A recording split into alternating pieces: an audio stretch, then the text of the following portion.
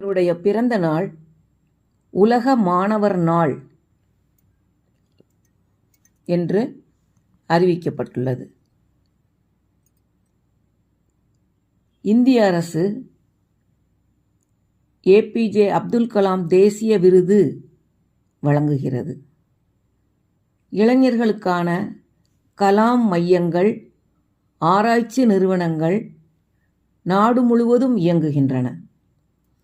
இவருடைய முக்கியமான மேற்கோள்கள் என்ன அப்படின்னு பார்த்தீங்கன்னா, இவருடைய முக்கியமான கோட்ஸ் எது அப்படின்னு பார்த்தீங்கன்னா, உங்கள் எதிர்காலத்தை உருவாக்க நீங்கள் முதலில் அதை கனவு காண வேண்டும். வெற்றி பெறுவது எப்படி என்பதை அறிய நீங்கள் முதலில் தோல்வியை சந்திக்க கற்றுக்கொள்ள வேண்டும். ஒரு நாட்டின் மிகப்பெரிய செல்வம் அதன் இளைஞர்களாகும். கல்வியை பற்றி அப்துல் கலாம் அவர்களின் கருத்து. கல்வி என்பது மனித வாழ்க்கையின் மிகப்பெரிய ஆயுதம் என்று கலாம் வலியுறுத்தினார். உண்மையான கல்வி என்பது புத்தக அறிவு மட்டுமல்ல, நெறிமுறைகளின் ஆளுமை வளர்ச்சி.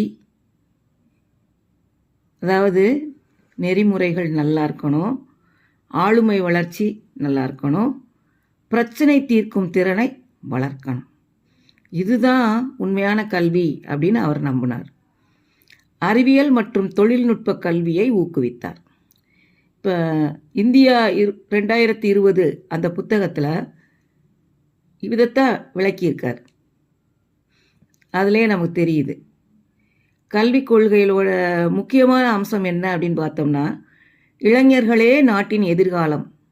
அவர்களுக்கு தொழில்நுட்பம், ஆராய்ச்சி மற்றும் தன்னம்பிக்கை இதுதான் கற்பிக்கப்பட வேண்டும். கிராமப்புற இளைஞர்களுக்கு கல்வி வாய்ப்புகள் அதிகரிக்க வேண்டும். ஆக்கப்பூர்வமான கற்றல், சும்மா அதாவது வெறும் மெமரி, ரோட் மெமரின்னு சொல்லுவாங்க இங்கிலீஷில், குருட்டு மனப்பாடம் அப்படின்னு சொல்லுவாங்க. அது இல்லாமல் கேள்வி கேட்கும் பழக்கம், அதை நல்லா அதிகப்படுத்தணும். சோதனை மனப்பான்மையை ஊக்குவித்தார். ஆய்வகங்கள், அதாவது லேபில் ப்ராக்டிக்கல் கல்வி, செய்முறை கல்வி மற்றும் புதுமை, இன்னோவேஷன் ஆகியவற்றை முக்கியத்துவப்படுத்தினார்.